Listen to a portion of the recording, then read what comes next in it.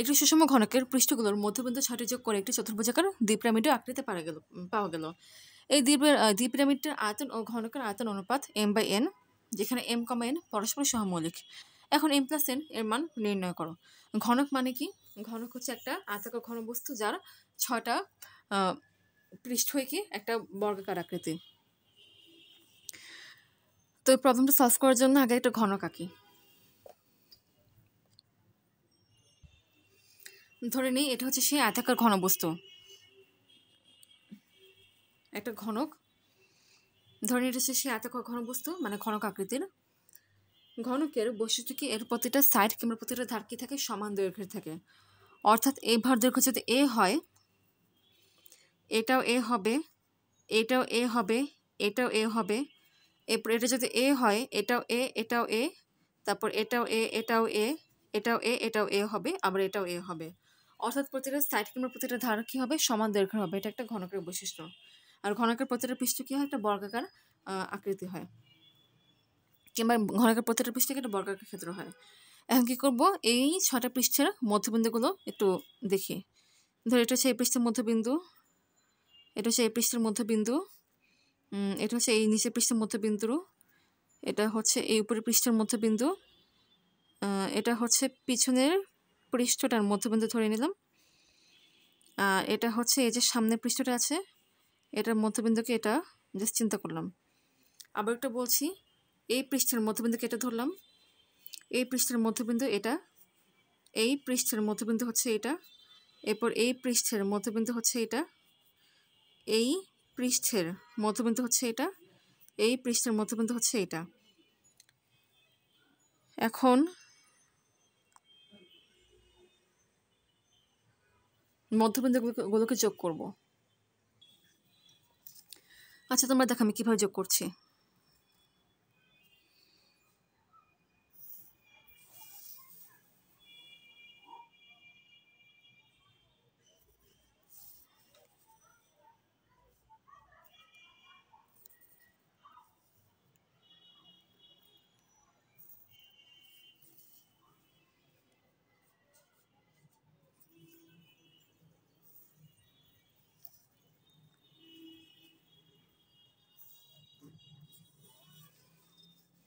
এটা একটা পিরামিড হলো।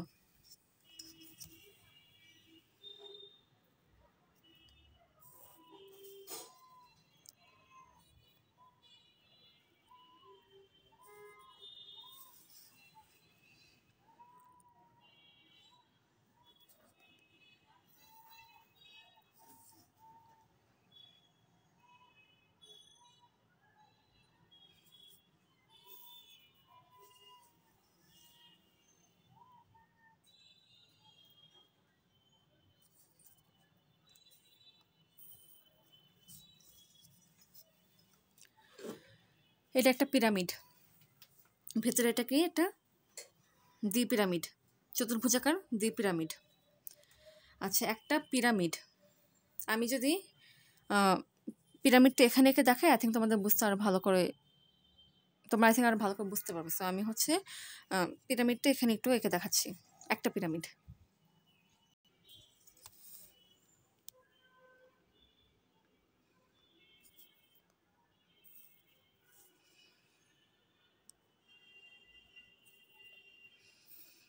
এই প্রবলেমটা সম্পূর্ণ হচ্ছে ফিগার ভিত্তিক, মানে তুমি যদি ফিগারটা ভালো করে বুঝতে পারো তাহলে এই প্রবলেমটা কোনো ব্যাপারই না।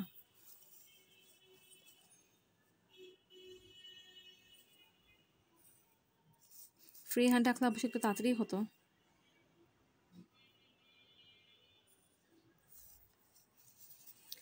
আচ্ছা এটা হচ্ছে একটা পিরামিড, এটা চতুর্ভুজাকার পিরামিড।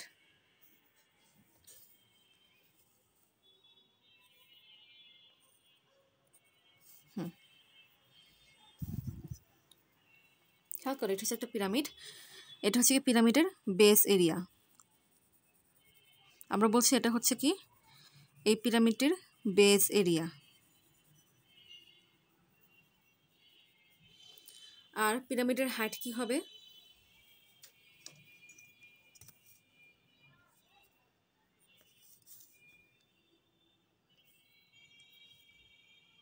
তোমার এটা হচ্ছে পিরামিডের শীর্ষ কিংবা ভার্টেক্স।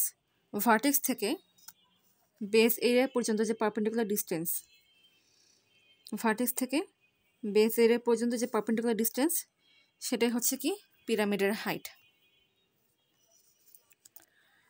ধরে নাও এই পিরামিডের ভার্টেক্স থেকে বেস পর্যন্ত পারপেন্ডিকুলার ডিস্টেন্স হচ্ছে h, এবং এটা হচ্ছে কি বেস এরিয়া। তাহলে পিরামিডের ভলিউমের ফর্মুলা কি? 1/3 into base area into height. এটা হচ্ছে একটা পিরামিডের ভলিউমের ফর্মুলা কিংবা একটা আয়তনের ফর্মুলা। আচ্ছা, এখন খেয়াল করো, কোশ্চেন বলছে এটা একটা ঘনক। ঘনকের বৈশিষ্ট্য কি? ঘনকের প্রতিটা ধার কিংবা প্রতিটা সাইড কি হয়? ইকুয়াল সাইজের হয়। এবং আমি ধরে নিয়েছি প্রতিটা সাইড হচ্ছে a একক। তাহলে এই ঘনকটার ভলিউম কি হবে?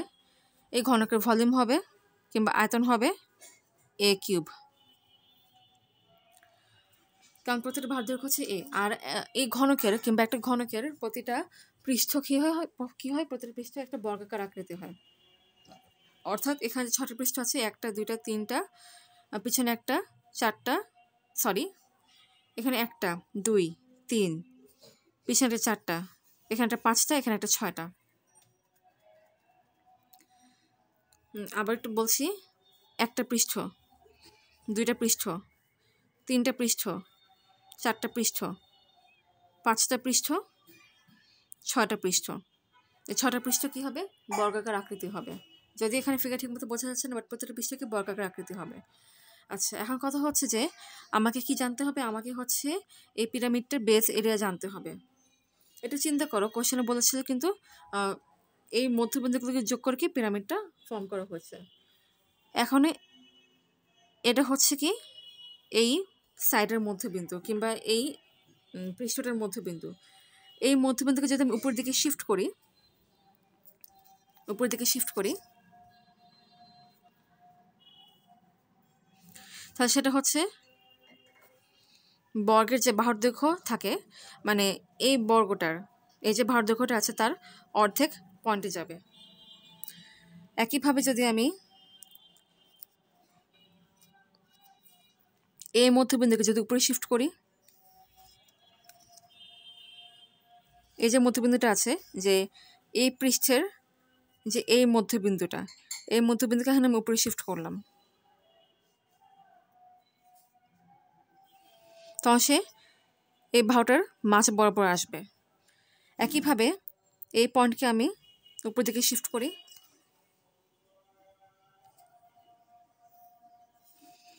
তখন কি হবে? এই পয়েন্টটা এই বাহুটার মাঝ বরাবর আসবে। আবার একইভাবে এই পয়েন্টকে আমি উপরে শিফট করি, উপরে,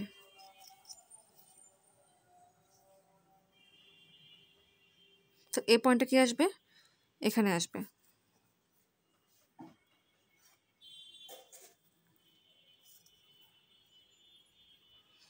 অর্থাৎ এই পয়েন্টটা তখন কোথায় আসে? এই বাহুর মাঝ বরাবর আসে।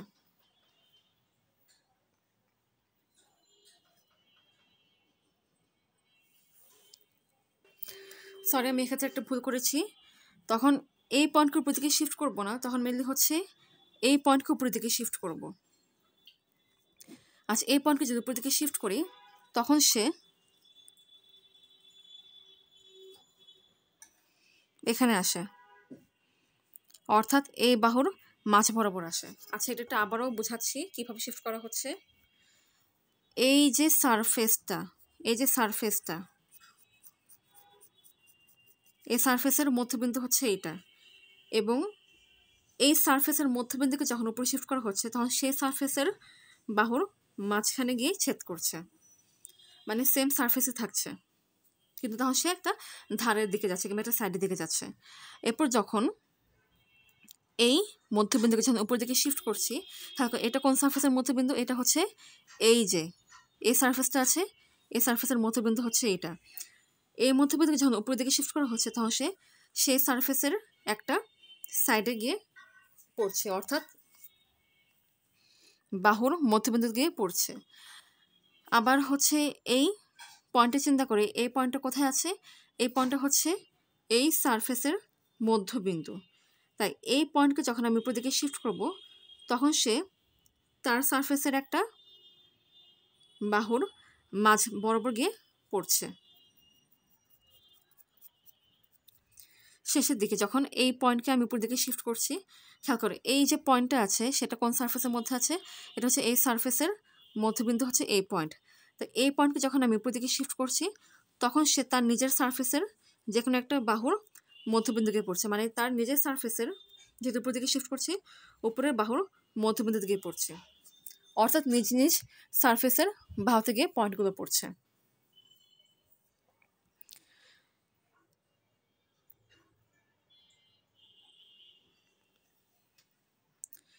এখন উপরের সারফেসটাকে একটু সুবিধার জন্য নিচে ড্র করছি, কিংবা এখানে ড্র করছি, এখানে ড্র করছি সুবিধার জন্য।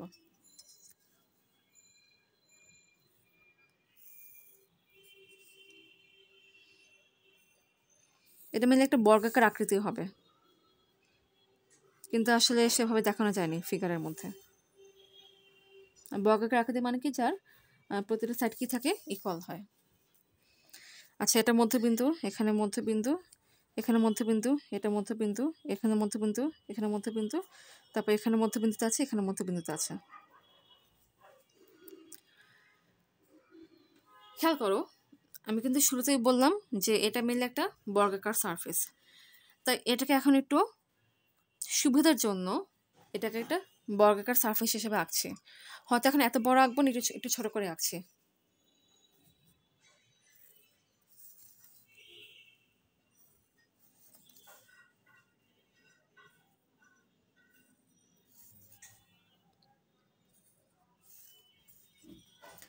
মধ্যবিন্দুগুলো দিই। এই পয়েন্টের মধ্যবিন্দু, এই যে মধ্যবিন্দুটা, এই মধ্যবিন্দু, এরপর হচ্ছে এই মধ্যবিন্দু।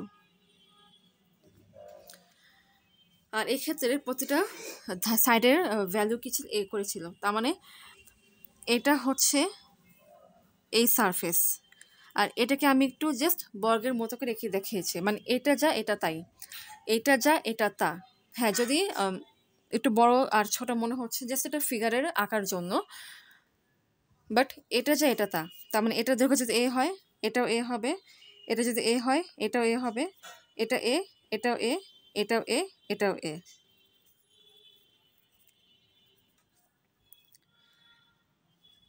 আচ্ছা, আমি আবার একটু মধ্যবিন্দু বিষয়টা এক্সপ্লেন করছি। আচ্ছা, কথা হচ্ছে যে আমি 4টা বিন্দুর মধ্যবিন্দু কেন আমি উপর দিকে শিফট করলাম? কারণ আমি হচ্ছে এই পিরামিডের যে বেজ এরিয়া সেটা আমি জানতে চাচ্ছি। এই পিরামিডের যে বেজ এরিয়া সেটা আমি কি জানতে চাচ্ছি।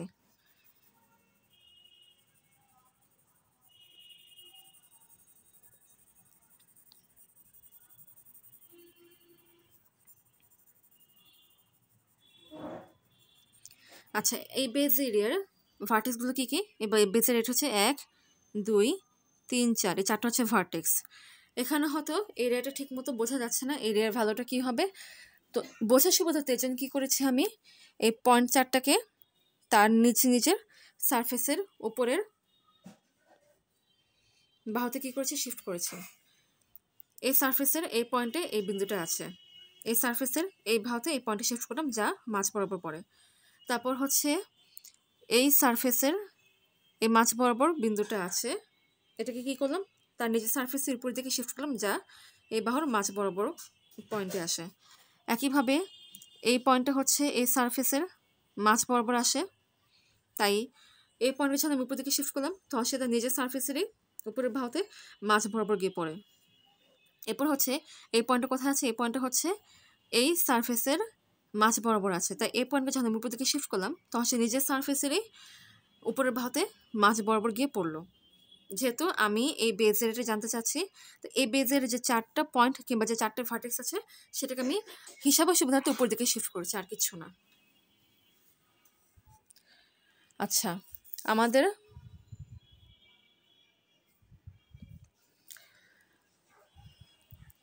ড্রয়িংয়ের কাছে সেখানে ক্যালকুলেশনে আসবো। এখন হিসাবে সুবিধার্থে আবার কি করব? আবার হচ্ছে এই পয়েন্ট 4টাকে যোগ করব। যদি তোমরা জিনিসটা খুব ভালোভাবে বুঝে থাকো, তাহলে এটা বুঝতে পারবে যে এই যে একটা এরিয়া ফর্ম করলো, এটা কিন্তু হচ্ছে এই বেস এরিয়াটা, অর্থাৎ এই যে বেস এরিয়াটা যেটা নিয়ে এতক্ষণ কাজ করছিলাম, যেটাকে আমরা ট্রান্সফর্ম করলাম, সেটা হচ্ছে এটা।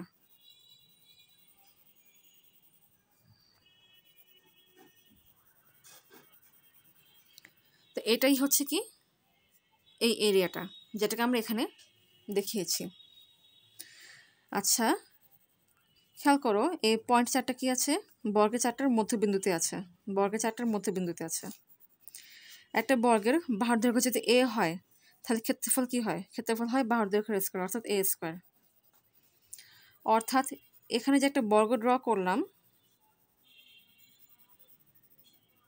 এই যে বর্গটা, এই বর্গের ক্ষেত্রফল কি হবে? এই বর্গের ক্ষেত্রফল হচ্ছে কি এ স্কয়ার।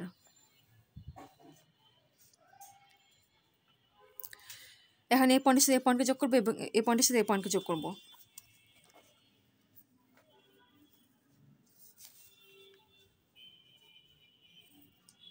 খেয়াল করো এখানে মোট কয়টা এরিয়া তৈরি হলো? এখানে 1 2 3 4 5 6 7 এবং 8, টোটাল 8টা এরিয়া তৈরি হলো। 8টা এরিয়ার প্রতিটার ক্ষেত্রফল কিন্তু কি সমান। তার মানে 8টা এরিয়ার ক্ষেত্রফল যদি এ স্কয়ার হয়, 8টা এরিয়ার ক্ষেত্রফল হচ্ছে কি এ স্কয়ার। তার মানে এরকম 1 2 3 4, 4টা এরিয়ার ক্ষেত্রফল কি হবে? এ স্কয়ার ইন্টু 4/8, 4 দুগুণে 8, এ স্কয়ার বাই 2। অতএব ভিতরে যে কালো যে এরিয়াটা আছে সেটা ক্ষেত্রফল কি এ স্কয়ার বাই 2। আবার খেয়াল এটা হচ্ছে কি, এটা হচ্ছে এই পিরামিডটার বেস এরিয়া। তার মানে এই এরিয়ার ভ্যালু কি হবে? এই এরিয়ার ভ্যালু হচ্ছে কি A square by 2, A square by 2। এখন এইটার হাইট কি হবে খেয়াল করো, এই পিরামিডের বেস এরিয়া থেকে হাইট কি হবে? তার জন্য কি করব, তার যেখানে একটা ভার্টেক্স থেকে বেস এরিয়া পর্যন্ত একটা পারপেন্ডিকুলার ডিসটেন্স আছে।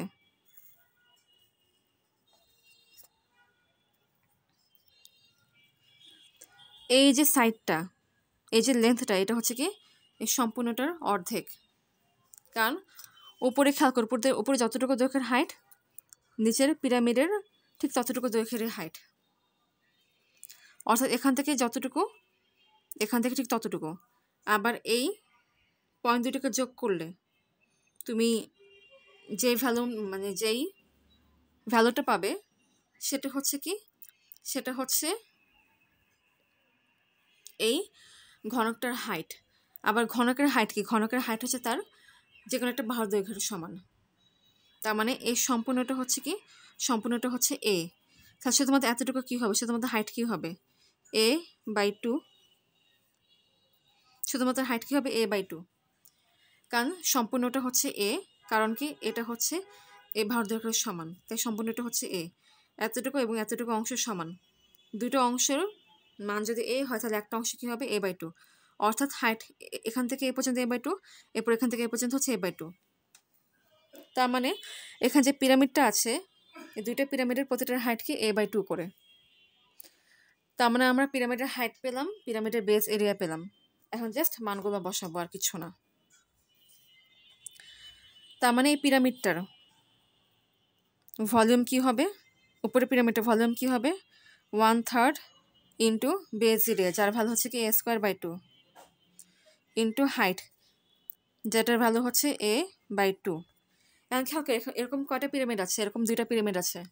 এরকম উপরে একটা পিরামিড আছে, এরকম নিচে একটা পিরামিড আছে। তো যদি উপরে পিরামিড এবং নিচের পিরামিডকে যোগ করা হয় তাহলে কি টোটাল ভলিউমটা পাওয়া যাবে। তখন কি করব, এটা এই ভলিউমের সাথে 2 গুণ করে দেবো, তাহলে কি পাবো? উপরে এবং নিচের দুই পিরামিডের মোট ভলিউম পেয়ে যাব। এই 2 কাটাকাটি যায়,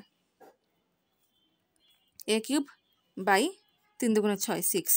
তার মানে এটার ভেতরে যে পিরামিড আছে সেটার ভলিউম কি? সেটার ভলিউম হচ্ছে এ কিউব বাই 6। আচ্ছা, এখানে যে ঘনক ছিল সেটার ভলিউম কি? সেটার ভলিউম হচ্ছে এ কিউব। কোশ্চেনে কি বলেছে? দ্বি পিরামিডটার আয়তন ও ঘনকের আয়তন অনুপাতটা আগে বের করতে হবে। দ্বি পিরামিডটার আয়তন কি? এ কিউব বাই 6। এটার সাথে কাকে ভাগ দিতে হবে? ঘনককে ভাগ দিতে হবে, ডিভাইডেড বাই এ কিউব। সমান সমান এটা নিচে আছে 1, তখন উল্টায় দিব a to the power 3/6 into 1/a cube কাটাকাটি যায় থাকে 1/6 1 আর 6 পরস্পর সহমৌলিক সংখ্যা, কারণ এদের মধ্যে একসাথে অন্য কোনো সাধারণ গুণনীয়ক নেই। আচ্ছা, কোশ্চেনে বলেছে এই অনুপাতকে m/n আকারে প্রকাশ করা যায়, অর্থাৎ 1/6 সমান কি m/n। এখান থেকে কি বলা যায় বলতো? এখান থেকে বলা যায় হচ্ছে m এর মান হচ্ছে 1 এবং n এর মান হচ্ছে কি 6, তাহলে m প্লাস n এর মান কত হবে? সুতরাং m প্লাস n এর মান হচ্ছে 1 প্লাস 6 সমান 7। অতএব এক্ষেত্রে m প্লাস n এর মান হচ্ছে কি 7, এটাই অ্যান্সার। চেষ্টা করছি ফিগারটা ভালোভাবে এঁকে তোমাদেরকে ভালোভাবে বোঝাতে, আশা করি সফল হয়েছে।